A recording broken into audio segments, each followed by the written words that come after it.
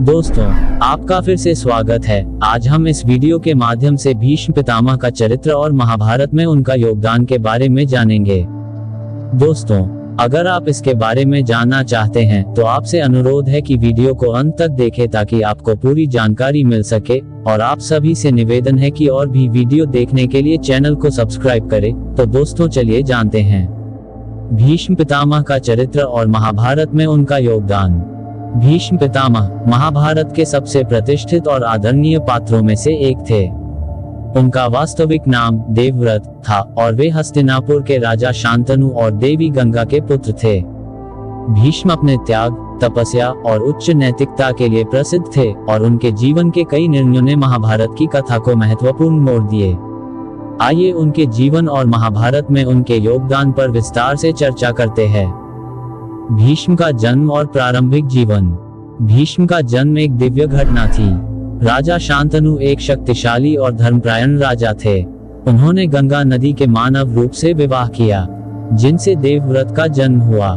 देवव्रत के जीवन में एक महत्वपूर्ण मोड़ तब आया जब राजा शांतनु ने निषाद राज की पुत्री सत्यवती से विवाह करने की इच्छा व्यक्त की। सत्यवती के पिता ने एक शर्त रखी कि उनकी संतान ही हस्तिनापुर के राजा बनेंगी। इस शर्त को पूरा करने के लिए देवव्रत ने आजीवन ब्रह्मचर्य का व्रत लिया और हस्तिनापुर के सिंहासन का त्याग कर दिया।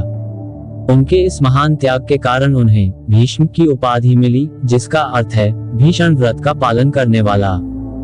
भीष्म का व्रत और त्याग। भीष्म ने अपने व्रत के पालन के लिए अपनी सभी इच्छाओं और स्वार्थों का त्याग कर दिया। उन्होंने अपने पिता, राज्य और धर्म के प्रति अपनी जिम्मेदारियों को सर्वोपरि माना और आजीवन अविवाहित रहकर हस्तिनापुर की सेवा की। भीष्म के इस त्यागपूर्ण जीवन ने उन्हें महाभारत के सबसे महान और श्रद्धेय पात्रों में से एक बना दिया। भीष्म के इस व्रत के कई दूरगामी प्रभाव थे। उनके व्रत के कारण हस्तिनापुर की राजनीति में कई उलझनें पैदा हुई, जिससे अंततः महाभारत के युद्ध का सूत्रपात हुआ। भीष्म का त्याग और उनकी निष्ठा आज भी प्रेरणा का स्रोत हैं। शिक्षा और सैन्य कौशल। भीष्म को गुरु परशुराम से शस्त्र विद्या और युद्ध कला में दक्षता प्राप्त हुई। वे इतने कुशल योद्धा थे कि देवताओं से भी उन्हें आशीर्वाद प्राप्त हुआ। उनके पास इच्छा मृत्यु का वरदान था, जिसका अर्थ था कि वे अपनी मृत्यु का समय स्वयं चुन सकते थे। महाभारत के युद्ध में उन्होंने कौरवों के सेनापति के रूप में अपनी नेतृत्व क्षमता और युद्ध कौशल का परिचय दिया। उनका शिक्षा और सैन्य कौशल उन्हें महाभारत के सबसे शक्तिशाली योद्धाओं में से एक बनाता है। वे धर्म, न्याय और कर्तव्य के प्रति अत्यधिक समर्पित थे और यही कारण था कि उन्हें देवताओं और ऋषियों का भी सम्मान प्राप्त था। कुरु वंश की रक्षा। भीष्म ने हस्तिनापुर के राजकुमारों, पांडवों और कौरवों दोनों की शिक्षा और परवरिश में महत्वपूर्ण भूमिका निभाई। उन्होंने हमेशा कुरु वंश की रक्षा और राज्य की भलाई के लिए कार्य किया।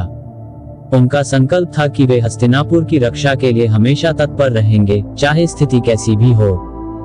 भीष्म ने अपने जीवन में कई बार कुरु वंश को संकटों से बचाया। वे हस्तिनापुर के संरक्षक थे और हमेशा राज्य की भलाई के लिए सोचते थे।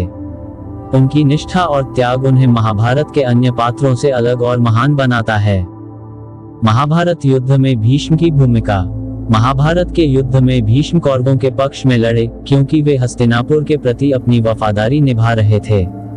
हालांकि वे पांडवों के प्रति स्नेह रखते थे, लेकिन उन्होंने राज्य की भलाई के लिए धर्म का पालन किया और युद्ध में भाग लिया। भीष्म ने अपने पराक्रम और युद्ध कौशल से कई दिनों तक युद्ध को नियंत्रित किया और उनके बिना युद्ध का निर्णय करना कठिन था। भीष्म का युद्ध कौशल और उनकी रणनीतियां महाभारत के युद्ध को एक नया मोड़ देती हैं। वे अपनी इच्छा मृत्यु के वरदान के कारण अजेय थे और किसी भी योद्धा के लिए उन्हें पराजित करना असंभव था। शिखंडी और भीष्म की मृत्यु। महाभारत के युद्ध में भीष्म को परास्त करना असंभव था, क्योंकि वे इच्छा मृत्यु के वरदान से युक्त थे। लेकिन अंततः पांडवों ने शिखंडी को भीष्म के सामने खड़ा किया। शिखंडी जो अंबा का पुनर्जन्म थे, भीष्म ने अपने शस्त्र त्याग दिए।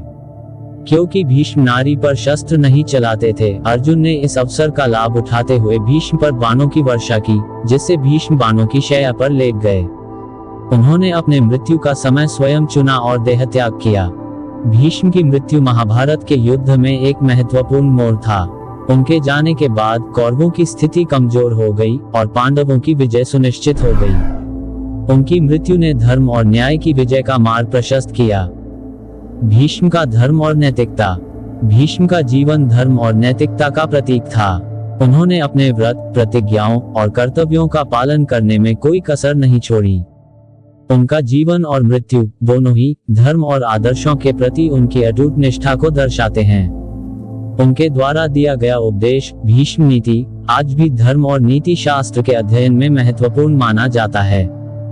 भीष्म के धर्म और नैतिकता के सिद्धांत आज भी प्रासंगिक हैं।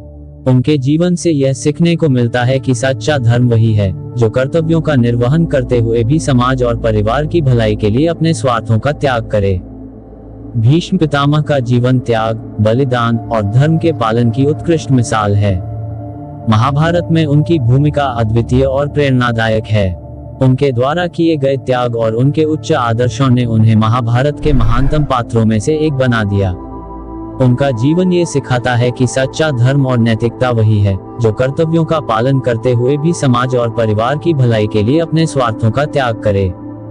भीष्म पितामह का जीवन हमें सिखाता है कि धर्म, कर्तव्य और नैतिकता के प्रति अड़े रहकर भी एक व्यक्ति समाज और परिवार की भलाई के लिए अपने स्वार्थों का त्याग कर सकता है। उनका जीवन और उनकी मृत्यु महाभारत के इतिहास में एक महत्वपूर्ण अध्याय के रूप में हमेशा याद किए जाएंगे। दोस्तों, कमेंट के माध्यम से बताएं आपको यह वीडियो कैसा लगा। अगर आपको यह वीडियो पसंद आया तो लाइक करें, शेयर करें। आप सभी से निवेदन है कि और भी वीडियो देखने के लिए चैनल को सब्सक्राइब करें। आपका बहुत बहुत धन्यवाद। जय हिंद, जय भारत।